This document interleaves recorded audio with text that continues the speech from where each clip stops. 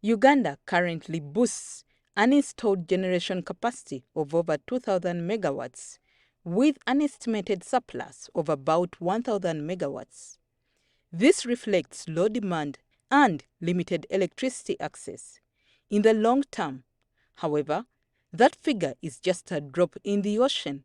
One reason the government is pushing for investment in renewables, particularly solar.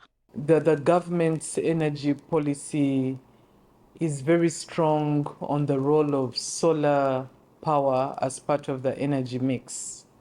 And in the policy, solar power contributes significantly to the 52,000 megawatt target that we have set for the country. Solar is seen as a quick fix because of its low operating costs. At the Xsabo solar plant in Gomba, which supplies 20 megawatts to the national grid, we ask, why solar? Uganda still has is blessed to have abundant sun. And solar is one of the most resource that we can rely on to create access of energy for all. The government of Uganda has also promoted use of renewable energy. It has provided enough incentives that have lowered the rates of which solar can be accessed for domestic use.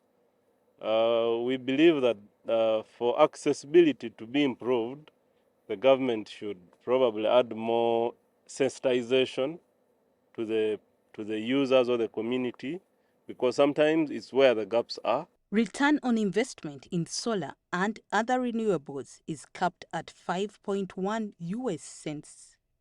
Investors call this a trap. The government, however, through the permanent secretary of the Ministry of Energy, Irene Batebe, insists the country is following a global trend. We have reviewed our renewable feed-in tariff. The renewable feed-in tariff is for 20 megawatts and below. So for 20 megawatts and below, we have set power tariffs of 5.1 US cents per kilowatt hour.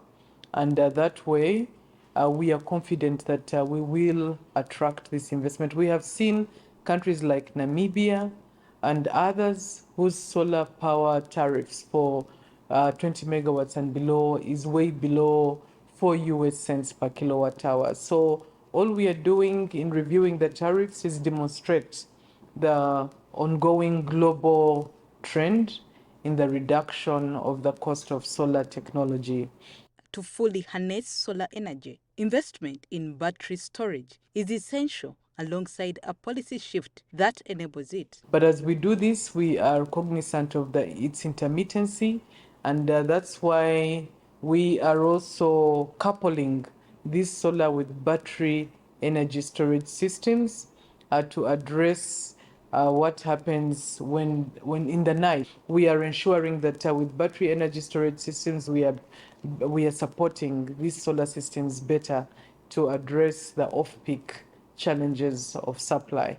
However, setting up these battery storage or energy storage systems is quite an expensive venture that could potentially have a higher investment input from the investors. And with the current rates that are given in by the national grid, by the energy regulator era, they quite seem to be expensive to set up. For Xsabo, solar remains the way forward. The company plans to expand its generation capacity to over 100 megawatts, with 3 more plants lined up, 50 megawatts in Arua and 20 megawatts each in Soroti and Kasese. Rachael Nabisubi for NTV Business.